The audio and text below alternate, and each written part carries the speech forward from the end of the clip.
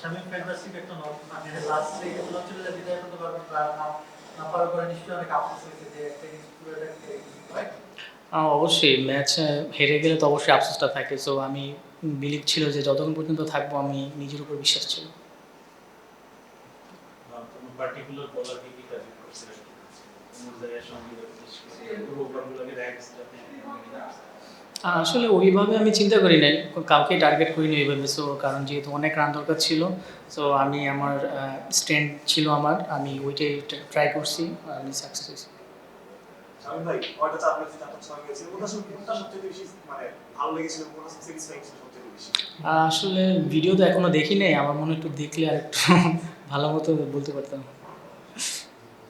Shamim opponent থেকে একটু backup পাইলে ব্যাটিং এ মানে ম্যাচটা বের করা যেত।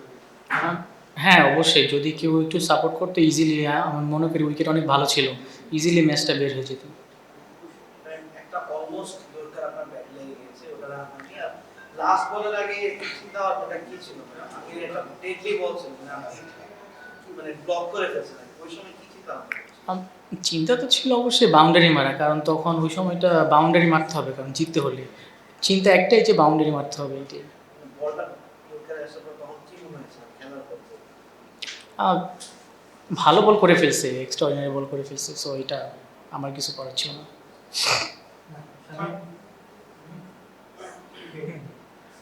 শামীম মানে আপনার উপর অনেক ট্রাস্ট, মানে আপনি যে জায়গায় ব্যাটিং করেন না এখানে হোক বা ন্যাশনাল হোক, আপনি অনেক ইম্পর্টেন্ট একটা প্লেয়ার দলের জন্য। এটা ক্যাপ্টেনও বারবার বলছে যে আপনি, বা সবাই বলে যে আপনি অনেক ইম্পর্টেন্ট।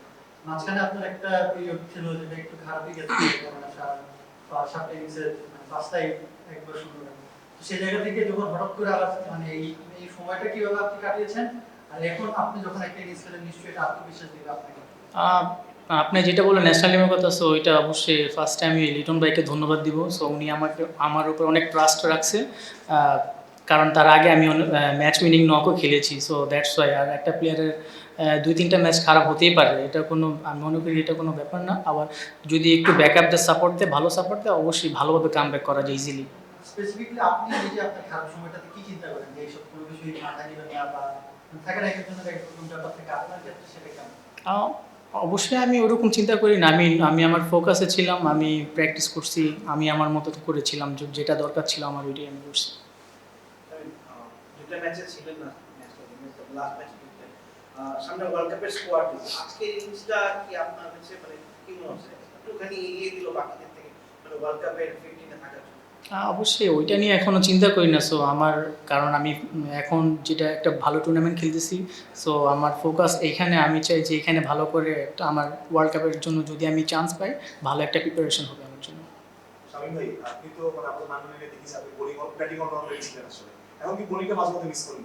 হ্যাঁ অবশ্যই, বোলিংয়ের জন্য ওয়েট করি, রেডি থাকি, ক্যাপ্টেন যদি মনে করে অবশ্যই বোলিং আসবো। আর আমাদের অনেক বোলিং অপশন অনেক বেশি, দ্যাটস ওয়াই আর কি বোলিং আসা হয় না। Thank you.